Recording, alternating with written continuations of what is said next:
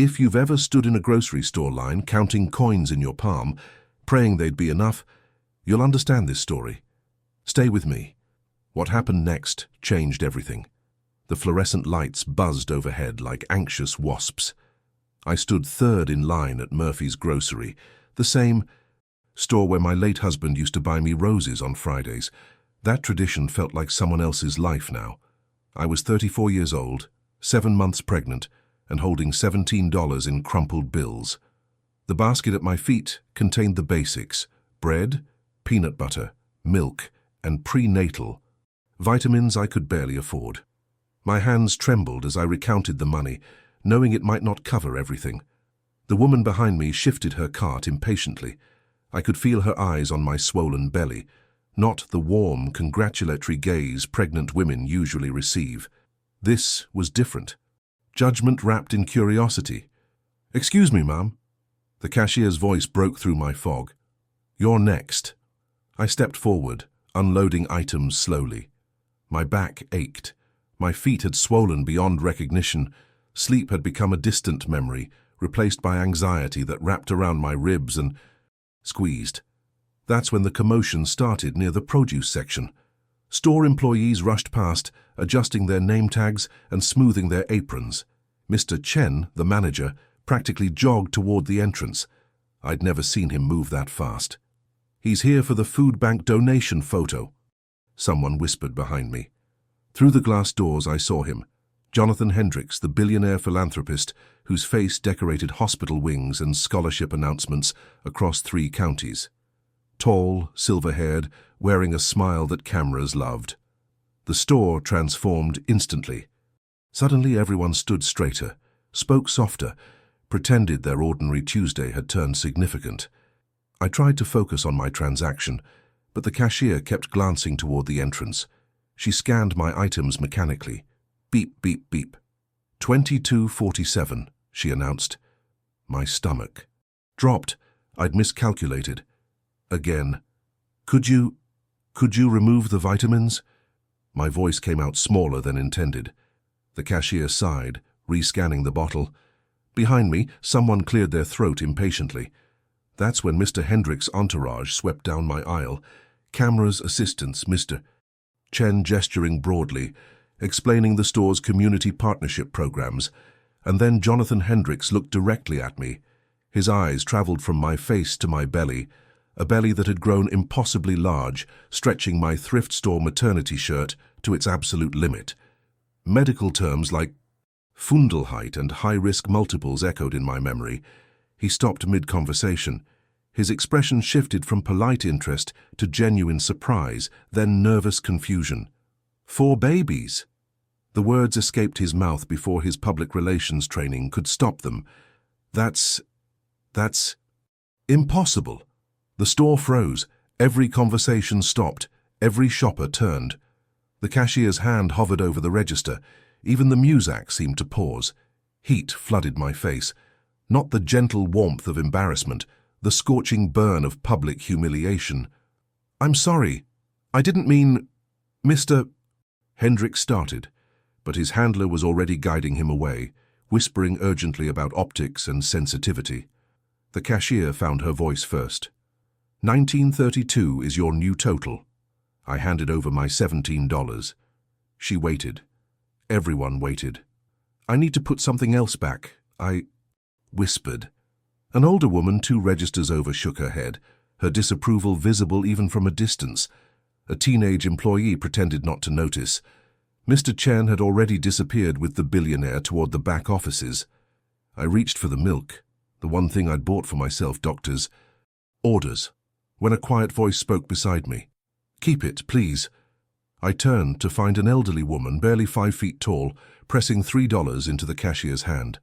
She didn't look at me, didn't wait for thanks. Simply returned to her own cart and continued shopping as if she'd done nothing at all. The cashier bagged my groceries. I carried them toward the exit on legs that barely functioned, past the promotional posters featuring Jonathan Hendricks' charitable smile, past the customers who'd already resumed their shopping and gossip. Outside, the October air hit my face like cold. Clarity. I loaded the bags into my 15-year-old sedan, a car that needed brake work I couldn't afford, and sat in the driver's seat without starting the engine. 4 babies. Impossible. He was right about one thing. It did seem impossible. Quadruplets. Against astronomical odds. A pregnancy my own family had called reckless and irresponsible, as if I'd chosen this path deliberately. What he didn't know, but what none of them knew, was that impossible had become my daily reality, and the hardest days hadn't even arrived yet. Next time, I'll tell you about the night the heat went out, and the phone call that never came. Subscribe to hear what happened when impossible became survival. You won't want to miss this. The phone call I'd been waiting for never came. Every evening that November, I'd check my cell phone twice, once when I woke, once before bed. My sister Emma had promised to call soon after our last conversation ended, with her saying she needed space to process everything. That was 6 weeks ago. Processing, I learned, was just another word for disappearing. My apartment sat on the 3rd floor of a converted house on Maple Street. 40 years ago, it had been someone's family home. Now it was divided into 4 cramped units with thin walls and outdated heating systems that landlords promised to fix next month. The temperature dropped to 23 degrees the night the furnace quit entirely. I woke at 2 in the morning, breath visible in the darkness. My first thought wasn't panic, it was calculation. How much would repair cost? Could I negotiate with Mr. Patterson, my landlord? Would he claim it was somehow my responsibility? I layered every blanket I owned and waited for morning. When I called at 8, Mr. Patterson sounded annoyed. "It's supposed to warm up by Thursday. Can you wait? I'm 7 months pregnant with complications."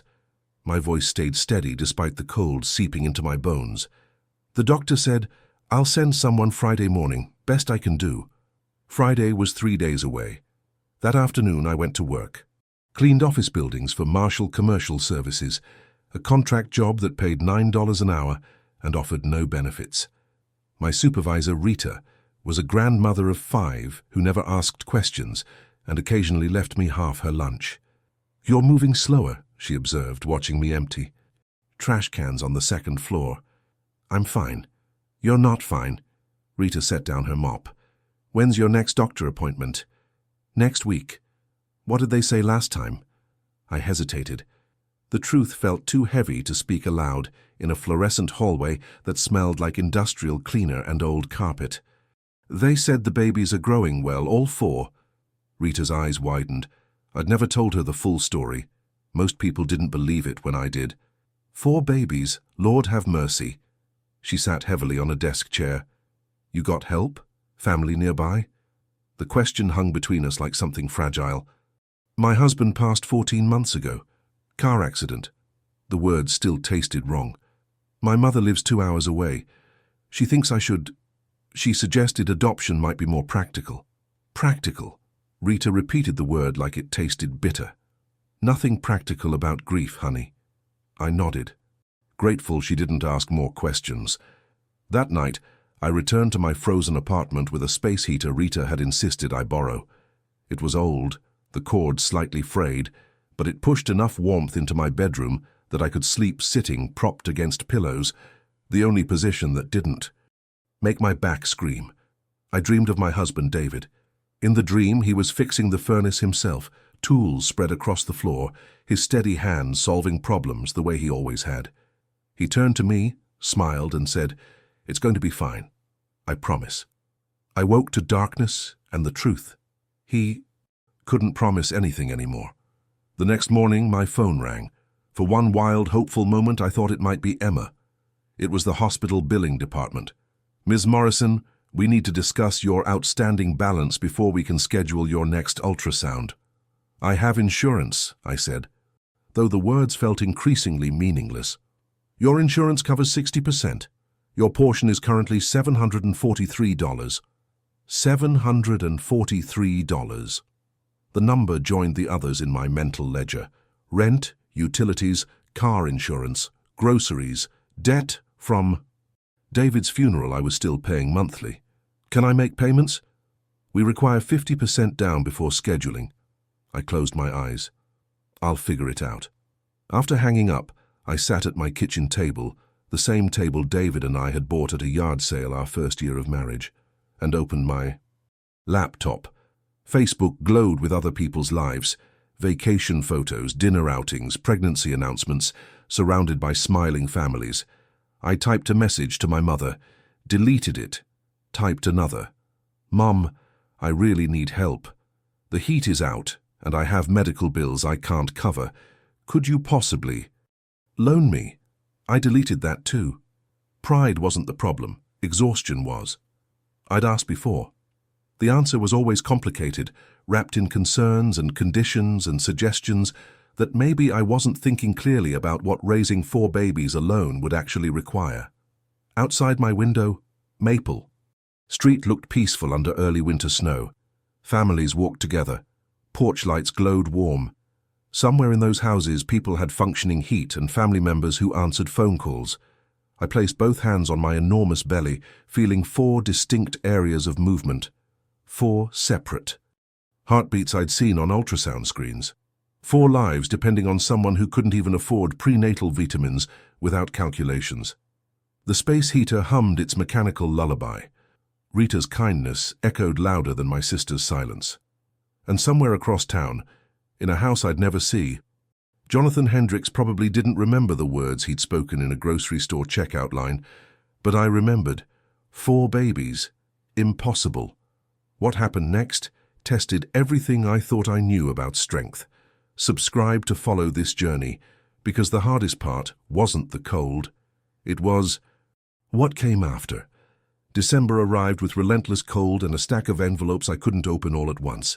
The furnace had been fixed, but the repair cost meant choosing between car insurance and groceries. I chose groceries. The car insurance lapsed. I prayed nothing would happen for 30 days, until I could scrape together enough to reinstate it. Prayer had become my most frequent activity, though I'd stopped attending church. St. Mark's Community Church had been my spiritual home for 6 years. David and I were married there. After he died, the congregation surrounded me with casseroles, cards, and promises of ongoing support. But somewhere between "we're here for you" and the ultrasound revealing quadruplets, the support quietly evaporated. Pastor Williams called it compassion fatigue. I called it abandonment. People don't know how to help, he'd explained gently. During our last conversation, your situation is complicated. It scares them. Complicated. That word again, used like a diagnosis. What scared them, I think, was the impossibility of it. 4 babies born to a widow with no family support, no financial stability, no clear path forward. It was easier to pray from a distance than to sit in the mess with me. So I stopped going. My days developed a rhythm dictated by exhaustion. Wake at 6, move slowly through a shower that left me breathless, force down breakfast my stomach didn't want. Work had become impossible. Rita covered for me. Twice before Marshall Commercial Services regretfully had to let me go due to attendance concerns. The unemployment check barely covered rent. I applied for assistance programs, WIC, Medicaid, emergency food support. Each application required documentation, appointments, verification, waiting. The system was designed for people with time and transportation and the energy to navigate bureaucracy. I had none of those things. My body was failing in small, measurable ways. Blood pressure climbed. Swelling reached my thighs. The obstetrician, a kind woman named Dr. Patel, used words like preeclampsia risk and mandatory bed rest, and we're monitoring closely. Do you have someone at home to help? She asked during my 30-week appointment. Yes, I lied. Dr. Patel looked at me with eyes that suggested she knew better, but couldn't force the truth. If anything feels wrong, bleeding, severe headaches, vision changes, you call 911 immediately. Don't wait. Don't try to drive yourself, understand? I nodded, wondering who exactly would call 911 if I couldn't reach the phone. That night I made another attempt to reach my family. I called Emma first. Voicemail. I left a voicemail message that tried to sound casual despite desperation bleeding through every word. Hey, it's me. Just checking in. I know you're busy, but I'm at 30 weeks now. and the doctors are worried about early delivery. I could really use—" My voice cracked. I steadied it. "Just call me back when you can, please." She didn't call back. I tried my brother, Marcus. He answered, which surprised me. "Hey." His voice was cautious, like I might explode. "Hi, I know it's been a while." "Yeah, it has." The silence stretched uncomfortably. "I need help, Marcus, medical help. Financial help. Any help. I want to help." He said it like someone reciting lines. But Sarah and I are barely keeping our heads above water. The kids' school expenses, my work situation. It's not a good time. It's never a good time, I thought. Somehow, it was never the right time to help your sister survive. "I'm not asking for much, just—" "Mom said you're still planning to keep all 4 babies." The shift in his tone was unmistakable. Judgment wrapped in concern. "They're my children. They're a financial impossibility. You can't even afford 1 baby, and you're talking about 4. That's not strength, that's stubbornness." The words landed like physical blows. "David would have—" "David's dead." Marcus didn't raise his voice, which somehow made it worse. "And you're about to bring 4 babies into a situation with no father, no money, no support system. That's not fair to them. So I should just give up? I'm saying you should be realistic. There are families who could give them everything you can't." I hung up before he could say more. The apartment felt impossibly quiet. Outside, Christmas lights blinked on neighboring houses. Somewhere, families were decorating. Trees, wrapping presents, planning celebrations. I sat on my couch, the sagging second-hand couch that David had promised we'd replace someday, and felt all 4 babies moving. Rolls and kicks, and the strange, intimate sensation of carrying an entire universe inside my body. Realistic, Marcus had said. But here's what was realistic. I was 34 years old, widowed, broke, physically compromised, and more alone than I'd ever imagined possible. My family had decided I was making bad choices, and therefore didn't deserve their help. And yet, these 4 lives continued growing, oblivious to bank accounts and family politics and societal judgments about acceptable ways to suffer. I pressed my hand to my belly, feeling a tiny foot push back against my palm. "I'm still here," I whispered. "I'm still trying." It wasn't much, but it was all I had left to offer. The hardest decisions were still ahead. Subscribe to find out what happened when trying wasn't enough anymore. This story goes places you won't expect. January came quietly, bringing with it a cold that settled into my bones and refused to leave. I was 32 weeks pregnant.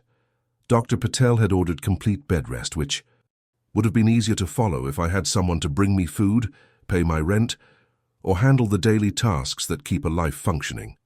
Instead, I negotiated with necessity. Bed rest meant staying horizontal as much as possible. So I lay on my couch, with my laptop balanced on a pillow, applying for every remote job I could find: customer service, data entry, transcription. Most required experience I didn't have, or availability I couldn't promise. One company responded, a medical billing position, part-time, entirely remote. The pay was barely above minimum wage, but it included training and flexible hours. "When can you start?" the hiring manager asked during our phone interview. I looked down at my swollen body, felt the relentless pressure in my pelvis, and lied. "Immediately." "Perfect. Training begins Monday." Monday, I completed 4 hours of video training while lying on my side, pausing twice to use the bathroom, a journey that now required strategic planning. Tuesday, I took the certification quiz. Wednesday, I processed my first batch of insurance claims. The work was mind-numbing but possible, and it offered something I desperately needed: proof that I was still capable. That Friday, an envelope arrived that wasn't a bill. Inside was a handwritten card with a grocery store gift certificate for $50. No return address. The card read simply, "Saw you that day. Praying for you." I stared at it for 5 full minutes, trying to identify the handwriting. The Phi. Elderly woman who'd paid for my milk? Someone from church? A stranger moved by gossip? It didn't matter. $50 meant fresh vegetables, protein, milk I didn't have to ration. It meant 1 week of not choosing between nutrition and rent. I cried, holding that card. The first tears I'd allowed myself in weeks. The next act of mercy came from an unexpected source. Rita, my former supervisor, appeared at my door on a Saturday afternoon carrying 2 canvas grocery bags. "Don't argue," she said, pushing past me into the apartment. "I made extra, freezes beautifully. Just heat and eat." The bags contained labeled containers: chicken soup, beef stew, pasta with sauce, rice and beans. Enough meals for 2 weeks. "Rita, I can't." "You can and you will." She began loading my freezer with military efficiency. "You helped me plenty when my daughter was going through her divorce. This is what people do, we help." I wanted to tell her that my experience suggested otherwise, that most people offered prayers instead of presents. But Rita wasn't most people. "How are you feeling?" she asked, finally looking at me directly. "Huge, scared, tired." "That's honest," she smiled. "What do the doctors say?" "They're watching for early labor. Apparently 4 babies don't usually wait until full term." "Apparently?" Rita raised an eyebrow. "You're carrying quadruplets and you're still working?" "Part-time. Medical billing. It's from home." "Lord, give me strength." Rita sat down heavily at my kitchen table. "You got everything ready? Cribs, clothes, car seats?" The list of things I didn't have could fill a notebook. The list of things I'd prepared could fit on a sticky note. "I have some basics," I said carefully. "I'm working on the rest." Rita studied me with eyes that had seen enough life to recognize avoidance. "You applied for the assistance programs?" "I'm on waiting lists. Apparently emergency is a relative term." "What about your family?" The question sat between us like something alive. "They think I should pursue adoption." "Do you?" It was the first time anyone had asked what I actually wanted instead of what I should do. "No," I said. "I want my children, even if that makes me selfish or unrealistic or whatever other word people are using." Rita nodded slowly. "Then that's what we'll work toward." "We? You think I'm letting you do this alone?" "I've got connections, girl. Church networks, community organizations. My daughter works for social services. We're going to build you a support system whether you like it or not." Something inside my chest loosened, some tight knot of isolation that had been strangling me for months. "Why?" The word came out, smaller than intended. "You barely know me." "I know enough. I know you showed up to work every night, even when you could barely stand. I know you never complained, never made excuses, never asked for special treatment. That tells me everything about your character." She stood, gathering her bags. "Character matters more than circumstances." After Rita left, I sat with those words. Character matters more than circumstances. My circumstances were objectively terrible: widowed, broke, medically complicated, socially isolated. But maybe, just maybe, I hadn't completely failed at the character part. That night I felt a new kind of movement. Not kicks, but pressure. Low, insistent, wrong. I called the after-hours line. The nurse asked questions in a calm voice that didn't quite hide her concern. "Any bleeding?" "No." "Pain or cramping?" "Pressure. Like something's pushing down." "I want you to go to labor and delivery. Don't drive yourself. Call 911 if you need to." "I'm okay to drive." "You're not okay to drive. You're 32 weeks pregnant with quadruplets. Call someone." I looked at my phone. Who exactly was I supposed to call? My sister who wouldn't answer? My brother who thought I was making bad choices? My mother who lived 2 hours away and would say this proved her point? I called Rita. She answered on the second ring, didn't hesitate, and arrived in 12 minutes. "Let's go," she said simply, helping me into her car. Small mercies, I thought, as we drove through dark streets toward the hospital. That's how survival happens, not through grand gestures or miracle interventions, but through one person showing up when it would be easier to stay home. The hospital visit changed everything.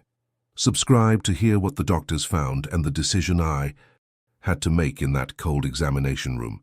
You need to hear this. The hospital room smelled like antiseptic and fear.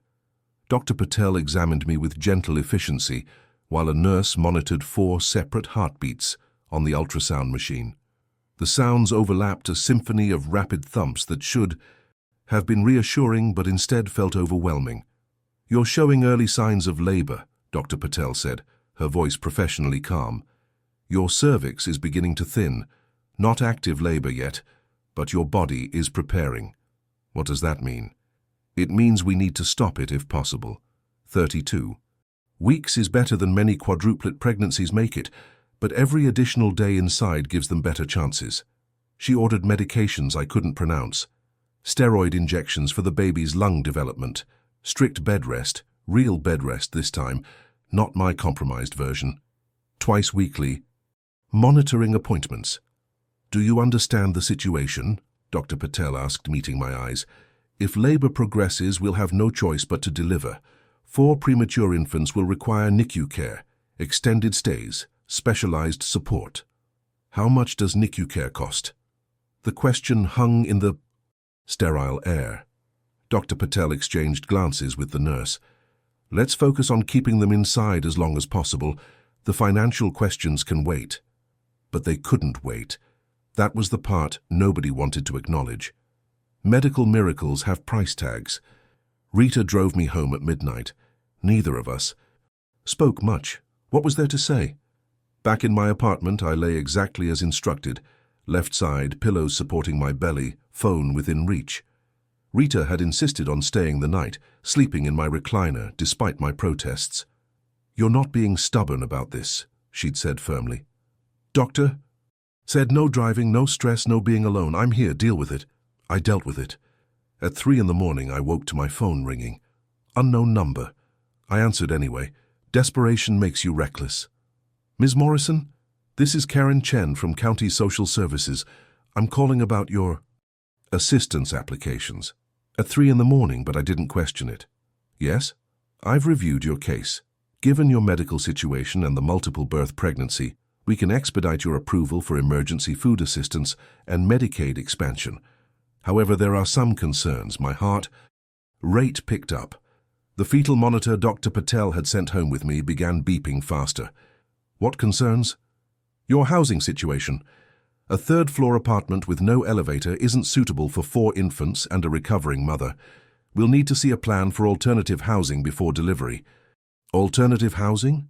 I can barely afford where I live now." "I understand. We can connect you with programs, but there are waiting lists. And we need to discuss post-delivery support. Do you have family who can assist?" The question I couldn't escape. "No." "Friends? Community support?" "Some." "Some isn't enough for quadruplets, Ms. Morrison." Her voice wasn't unkind, just brutally honest. "I'm required to involve Child Protective Services if there's not adequate support in place at discharge. This isn't punishment, it's safety protocol." Child Protective Services, the words landed like a physical blow. "You're saying they might take my babies?" "I'm saying we need a realistic plan. These children will have significant medical needs. You'll be recovering from major surgery. Without support systems, we can't clear discharge." After she hung up, I lay in the dark, listening to 4 heartbeats on the monitor and Rita's soft snoring from the recliner. Everything was falling apart in slow motion. I'd fought so hard, endured isolation, medical complications, financial devastation, and now the system designed to help was threatening to take away the only thing that mattered. The next morning, I called my mother. She answered on the 4th ring, her voice thick with sleep. "Hello? Mom, it's me." Silence. Then, "It's 6 in the morning. I almost went into early labor last night. They stopped it, but barely. I'm on strict bed rest. And social services is saying I need to prove I have support in place or they'll involve CPS." More silence. "Mom, did you hear me?" "I heard you." She sighed heavily. "What do you want me to say?" "I want you to say you'll help. I want you to say you'll be here when they're born. I want—" My voice broke. "I want my mother. I've told you. From the beginning, this was too much. You can still make different choices. There are agencies—" "No. Then I don't know what you expect from me. I'm 68 years old. I can't move in and care for 4 newborns. It's not realistic." That word again. Realistic. "So you'll just let them take my babies?" "Nobody's taking anything. You're being dramatic." A social worker literally said I need support systems or CPS gets involved. Then find support systems. Church, community programs, friends. The church disappeared. Community programs have waiting lists. Friends are few and busy with their own lives. My voice rose despite Dr. Patel's warnings about stress. I have Rita, one person, that's it. Then maybe, my mother said carefully, you need to consider what's actually best for these children instead of what your pride wants. I hung up. Rita appeared in my doorway having clearly heard everything. She didn't offer platitudes or false comfort. She simply said, "We'll figure it out."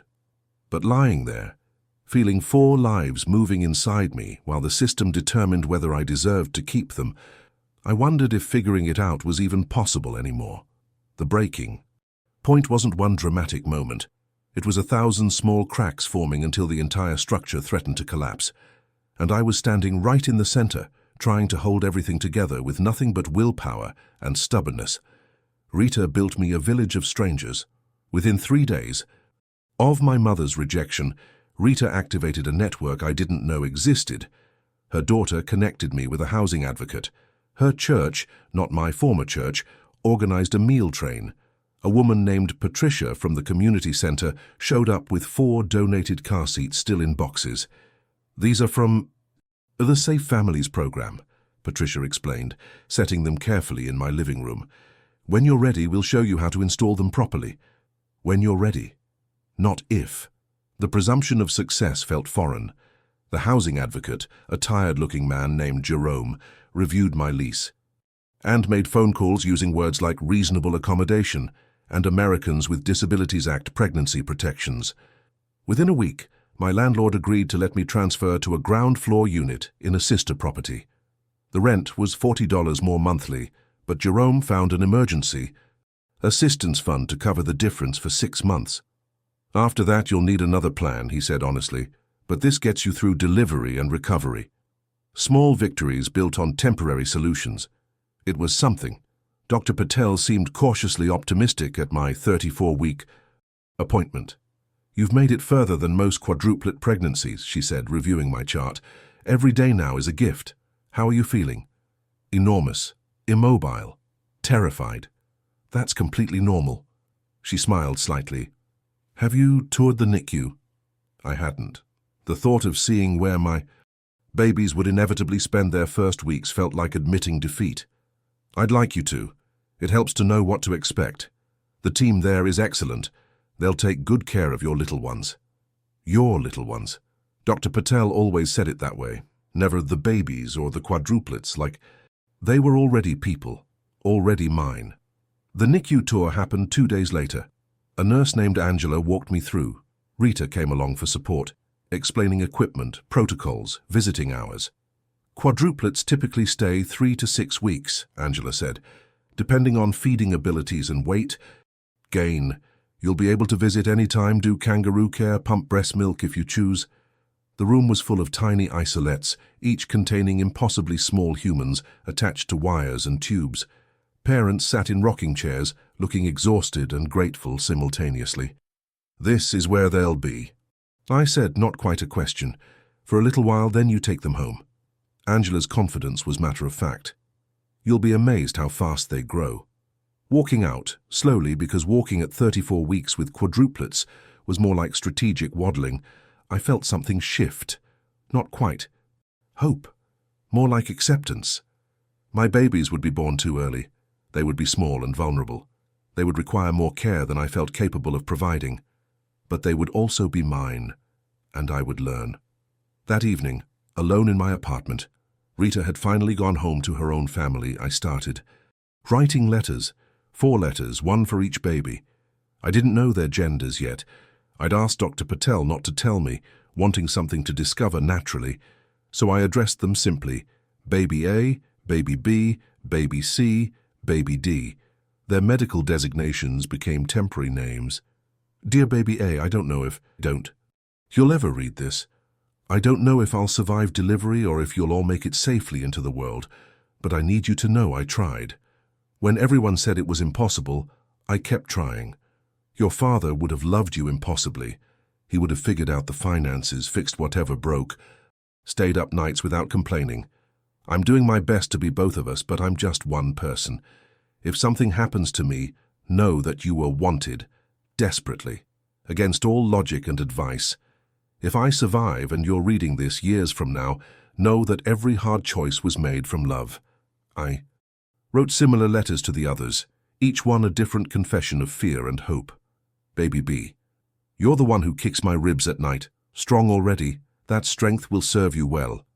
Baby C, you hide behind the others during ultrasounds. But quiet doesn't mean weak. Sometimes the observers see most clearly. Baby D, the smallest in measurements, but measurements don't define worth. I learned that the hard way. I sealed them in envelopes and put them in my nightstand drawer, evidence that I'd existed in this moment, terrified but still present. My phone rang at 11 that night. Emma's name appeared on the screen. I stared at it for 3 rings before answering. Hello? Hey. Her voice was small. Marcus told me what happened, about the social services thing. Did he also tell you what Mom said? Yeah. A pause. I'm sorry. I've been a terrible sister. The apology landed. Somewhere between too late and exactly when I needed it. I know I disappeared, Emma continued. When you told me about the quadruplets, I panicked. It seemed so impossible. I didn't know how to help, so I did nothing. Nothing would have been better than avoidance. I know, you're right. She took a breath. I can't move there, my job, the kids' school, it's complicated. But I can help financially. Not a lot, but something. And I can come for a week after they're born, help you get settled. It wasn't everything I needed, but it was more than I'd had yesterday. Thank you, I said, meaning it despite the months of silence. Are you scared? Emma asked. Constantly. That makes sense. I'd be terrified too. We talked for 20 more minutes. Small talk, avoiding the deeper hurts. But it was connection. And connection, I was learning, was survival. At 34 weeks, I had a ground-floor apartment arranged, 4 car seats, a meal train, letters written to children not yet born, and a sister who'd finally called back. It wasn't a solution, but it was a foundation. And sometimes that's all you can build before the storm arrives. The pain started at 4 in the morning on a Tuesday in February. Not labor pain. I'd researched enough to recognize contractions. This was different, sharp, high up in my abdomen, radiating to my shoulder, and my vision kept blurring at the edges. I reached for my phone, knocked over a water glass, tried to sit up. The room tilted. Rita, I managed to say into the phone when she answered. My voice sounded distant, like it belonged to someone else. Something's wrong. She didn't ask questions. I'm calling 911. Stay on the line with me. The ambulance arrived in 8 minutes. The paramedics moved with practiced efficiency, asking questions I struggled to answer. Blood pressure, 180/110. One of them swore quietly. Severe preeclampsia, he said to his partner. Let's move. The hospital became a blur of hallways and urgent voices. Dr. Patel appeared, her usual calm replaced with focused intensity. We need to deliver today, she said, not asking. Your liver enzymes are elevated. Blood pressure isn't responding to medication. If we wait, you'll seize or stroke. Today? But I'm only 35 weeks. Today? Emergency cesarean. We're prepping OR2 now. She gripped my hand. I know this isn't the plan, but we're out of time. They wheeled me through corridors lit too bright. Someone placed a consent form in front of me. Pages of risks and possibilities and outcomes I couldn't process. If something goes wrong, I said to Dr. Patel, my voice shaking, the babies come first. Nothing's going wrong. We're one of the best maternal fetal teams in the state. You're all coming through this. But she couldn't promise that. Nobody could. In the operating room, surrounded by people in surgical masks, I thought about the letters in my nightstand drawer. Evidence of a mother who'd tried. The anesthesiologist talked me through the spinal block. Cold sensation. Numbness spreading. A blue curtain blocking my view. You'll feel pressure but no pain, someone explained. Try to stay calm. Calm. As if calm were possible while 4 lives were being surgically removed from your body. I Felt tugging, pressure. Dr. Patel's voice saying, "First baby, it's a girl." A tiny cry, impossibly small but real. Second baby. Another girl. More crying, a flurry of activity I couldn't see. Third baby. Boy. The cry was weaker this time. Someone said something about respiratory support. Then, silence stretched too long. Fourth baby, Dr. Patel said finally. Her voice had changed. Boy, NICU team is with him now. I tried to ask questions, but the anesthesiologist was saying something about my blood pressure dropping. The room tilted again. Voices became urgent. She's hemorrhaging. Get the clamps. Blood pressure 70/40. The ceiling tiles blurred. I thought about David, about the letters, about 4 tiny humans I'd carried for 35 weeks, but hadn't yet held. Stay with us, someone commanded. Stay with us. I tried, but consciousness was slipping like sand through fingers. The last thing I remembered was Dr. Patel's voice, steady despite the chaos. We're not losing her. Prep the transfusion. Now. When I woke, the room was dim and quiet. A nurse I didn't recognize sat in the corner, reading a chart. What? My voice came out scratched. What? Happened? She looked up, immediately alert. You're awake, that's wonderful. Let me get Dr. Patel. My babies? They're in NICU. All 4 made it through delivery. All 4 made it. The words settled around me like a blanket. Dr. Patel arrived minutes later, looking exhausted in a way that suggested she'd been awake as long as I'd been unconscious. How do you feel? She asked. Confused, sore, scared. That's fair. You had a significant hemorrhage during surgery. We performed a blood transfusion and managed to control the bleeding. You're stable now, but we'll be monitoring closely. Can I see them, my babies? Soon. You need a few more hours of recovery, but they're doing as well as can be expected for 35 weekers. She pulled up a chair. I want to be honest with you about what happened. My chest tightened. The 4th baby, baby D, had some respiratory distress at birth. He's on a ventilator temporarily. The NICU team is excellent, and we're hopeful he'll progress well. But his first hours were touch and go. Touch and go. Medical speak for almost lost. And the others? 2 girls are on CPAP support but breathing well. The other boy is on oxygen. They're all small, ranging from 3 pounds 8 ounces to 4 pounds 2 ounces. But they're fighters. 4 fighters, born too early, struggling for every breath, but alive. When can I hold them? Tomorrow, if you're stable. We'll start with skin-to-skin contact. It's beneficial for both of you. After Dr. Patel left, I lay in the hospital bed feeling emptier than I'd ever felt. My body had been home to 4 humans for 8 months. Now they existed separately, in isolates I couldn't reach, fighting battles I couldn't help with. Rita appeared in the doorway holding coffee and what looked like my go bag from home. You scared me, she said simply, sitting in the visitor chair. I scared myself.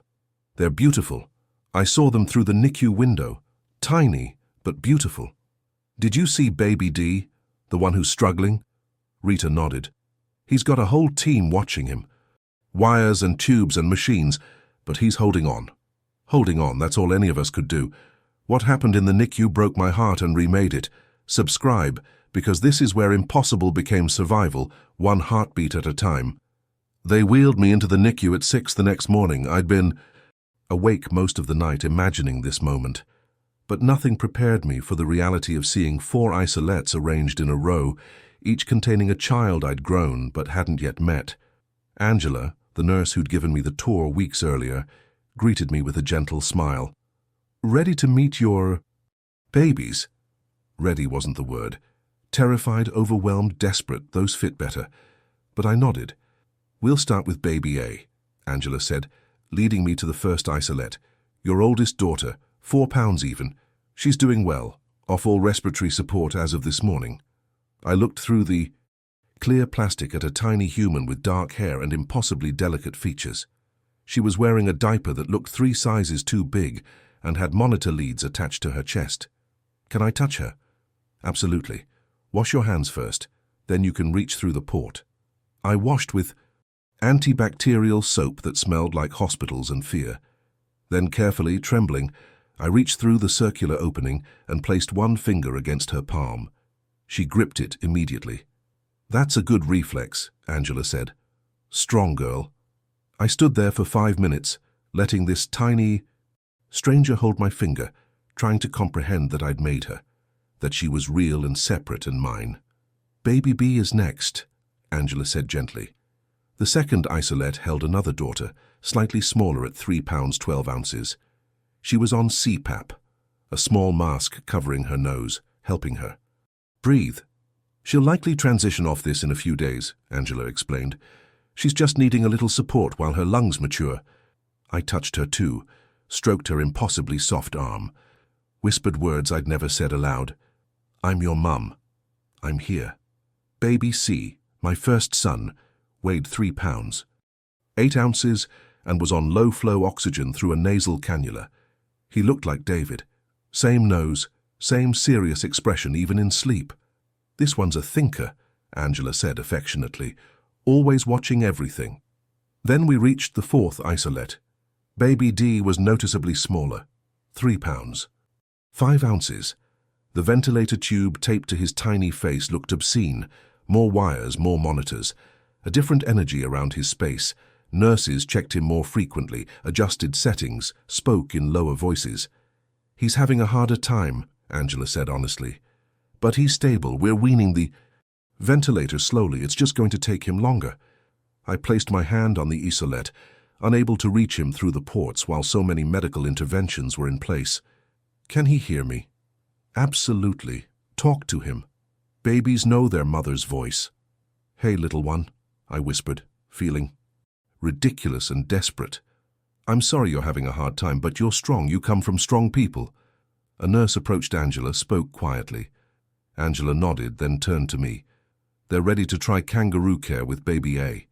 Would you like to hold her?" "Hold her?" "Actually hold my daughter." They helped me into a rocking chair, adjusting my hospital gown. Angela lifted the tiny infant with practiced care, trailing wires and monitor leads, and placed her against my bare chest. She weighed nothing, less than a bag of flour, but she was warm and real and making small snuffling sounds against my skin. I cupped my hand around her back. My entire hand could cover her from neck to bottom, and felt her heartbeat against my chest. "This helps regulate their temperature and heart rate," Angela explained. "It's one of the best things you can do for them." I sat there holding my daughter, watching my other 3 children fight for stability in their plastic boxes, and felt something crack open inside me. This was real. They were real. 4 separate humans who would need names and love and everything I didn't know how to provide. But in that moment, I could give them this. Presence, my heartbeat, my voice, my stubborn insistence on staying. Over the next 3 days, a rhythm developed.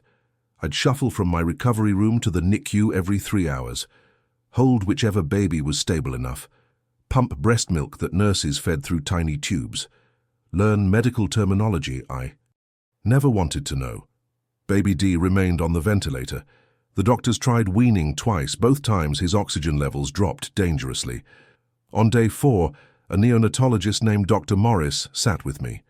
"We need to talk about realistic expectations," he said gently. I braced myself. "Your son has underdeveloped lungs, common in multiples born this early. He's fighting hard, but there's a possibility he'll need long-term respiratory support, maybe a tracheostomy, maybe months in the hospital. But he'll survive. We're doing everything possible, but I can't make promises. The next week is critical." I returned to baby D's isolette, placed my hand on the plastic, spoke to him like he could understand. "You don't give up. You hear me? You don't get to give up." As if willpower could inflate underdeveloped lungs, as if a mother's desperation could override biology. But what else did I have except hope and stubbornness? Rita visited that evening, bringing real food from outside the hospital. We sat in the NICU family lounge, eating Thai food that tasted like cardboard because anxiety had killed my appetite. "Emma called," Rita said. "She's coming this weekend." "Good. That's good." "And the billionaire, Hendricks. His foundation sent something to the hospital. Did you hear?" I hadn't.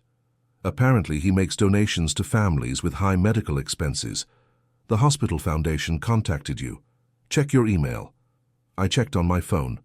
An email from County Hospital. Foundation. You've been selected to receive assistance from the Hendricks Family Medical Fund. I couldn't read the amount. Couldn't process it. Just set down my phone and stared at the wall. How much? Rita asked. Enough to cover most of the NICU costs for one baby. Maybe two. It wasn't everything, but it was something. Another piece of an impossible puzzle falling into unexpected place. On day 9, baby D's heart stopped. It happened during a routine feeding tube adjustment. One moment his monitors showed normal patterns. The next, alarms screamed and nurses descended like a coordinated storm. I was holding baby B at the time. Angela lifted her from my arms mid-kangaroo care, returned her to the isolette, and positioned herself between me and the emergency. What's happening? I couldn't see through the crowd of medical staff. They're doing CPR. Please step into the family room. That's my son. I know, but you need to step back and let them work. Rita appeared. She'd been bringing me lunch and physically guided me into the small family lounge. We sat on the institutional couch while codes were called overhead, and my son's life balanced on the edge of impossible. 2 minutes felt like hours. Dr. Morris emerged, his face unreadable. We got him back. He's stable, but his lungs aren't improving the way we hoped. What does that mean? It means we need to have a conversation about quality of life and realistic outcomes. The words landed like stones. Quality of life. Code for suffering. He's 9 days old. I know, and he's fought incredibly hard. But sometimes, Dr. Morris sat down, his exhaustion visible. Sometimes the kindest thing we can do is acknowledge when we're prolonging suffering instead of sustaining life. You're saying I should let him die? I'm saying you should understand all the options, including comfort care. Comfort care, another euphemism for giving up. I looked at Rita, whose face showed the same devastation I felt. Can I see him? They let me stand beside his isolette, baby D, still unnamed. Because I'd wanted to meet them all properly first, lay surrounded by machines that were both keeping him alive and evidence of how hard survival had become. I placed my hand through the port, touched his foot, the only part accessible through all the medical equipment. What would you want? I whispered to him, to David, to God if anyone was listening. I don't know what's right. No answer came. Just the mechanical rhythm of the ventilator and the steady beep of monitors. That night, I called my mother. She answered immediately. How are the babies? 3 are doing well, 1 isn't. I explained the situation in clinical terms because emotion would break me. My mother was quiet for a long moment. What are the doctors recommending? They're presenting options. 1 is comfort care. Oh, honey, her voice cracked. I'm so sorry. I don't know what to do. How do you make that choice? You do what's best for him, not what's easiest or hardest for you. What's best for that baby? It was the most helpful thing she'd said in 9 months. Over the next 2 days, baby D stabilized slightly. Not improvement exactly, but a plateau. The doctors reduced sedation to assess his neurological function. He opened his eyes, dark like David's, and seemed to focus on faces. That's a good sign, Dr. Morris admitted cautiously. He's fighting. On day 12, they attempted extubation again. This time, incredibly, his oxygen saturation held. He transitioned to CPAP, then to low-flow oxygen. It's not a guarantee, Dr. Morris warned, but he's showing us he's not ready to quit. Baby D spent 4 more weeks in NICU. His sisters came home first. Baby A at 3 weeks, baby B at 4. My son, baby C, came home at 5 weeks. Baby D remained, slowly gaining weight, slowly. Strengthening lungs that had nearly given up. I named them during those weeks. Baby A became Grace for the unexpected help that had carried us. Baby B became Hope because I'd needed to believe. Baby C became David, after his father. And baby D, my fighter, became Samuel, because I'd asked God for him. And somehow, impossibly, been answered. The day Samuel came home 7 weeks after birth, the apartment was already chaos. 3 infants crying in overlapping shifts. Rita teaching me how to tandem feed. Emma visiting on weekends. A rotation of volunteers from Rita's church network bringing meals and holding babies so I could shower. It wasn't the life I'd imagined. It was harder, more exhausting, more expensive, more complicated. But it was ours. The final chapter is where this all comes together. Subscribe to hear what I told my grandchildren about that impossible year and what it taught me about family. Now, as I sit at this kitchen table with my grandchildren listening, I fold my hands and let the story settle. So all 4 babies survived? My oldest granddaughter asks, her eyes wide. All 4 survived, I confirm, looking around at the faces gathered here. Your mother Grace, your Aunt Hope, your Uncle David, and your Uncle Samuel. Samuel, now 43 years old, sits across from me, his teenage daughter beside him. The oxygen concentrator from his infancy is long gone. He runs marathons now. Lungs that nearly quit have carried him across finish lines in 6 states. I don't remember any of this, he says quietly. You were busy surviving, we all were. The years after that hospital discharge weren't a fairy tale. The Billionaire's donation helped, but didn't solve everything. Medical bills followed me for years.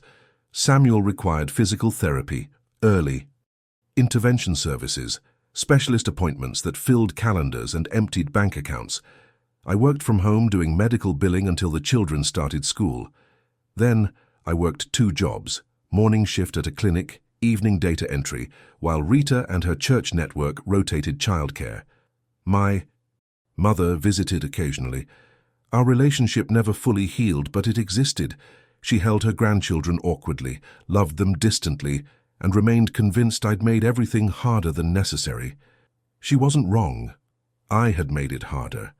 Keeping 4 babies as a widowed single mother with no financial safety net was objectively the difficult choice, but difficult isn't the same as wrong. Emma stayed involved, not perfectly but consistently. Birthday cards, holiday visits, phone calls when she remembered. It was enough to matter. Marcus and I didn't speak for 7 years. When we finally reconciled, it was stilted and incomplete. Some fractures leave permanent marks. The children grew up knowing their story. I never hid the struggle. They saw the bills spread across the kitchen table. They understood that other families had more. They learned early that love doesn't require wealth, but poverty makes everything harder. Grace became a social worker, helping families navigate the systems that once overwhelmed me. Hope teaches elementary school in an underserved district. David works in hospital administration, improving patient financial assistance programs. Samuel runs a non-profit supporting parents of NICU babies.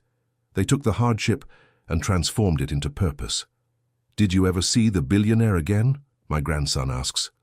The one from the grocery store. Once, I say. Years later at a community event. I thanked him for the donation. He barely remembered making it. His foundation supports dozens of families, but I told him it mattered, that it was the difference between drowning and surviving. He'd looked uncomfortable, like gratitude embarrassed him. Rich people, I learned, often prefer anonymous generosity. It's cleaner than confronting the faces behind the need.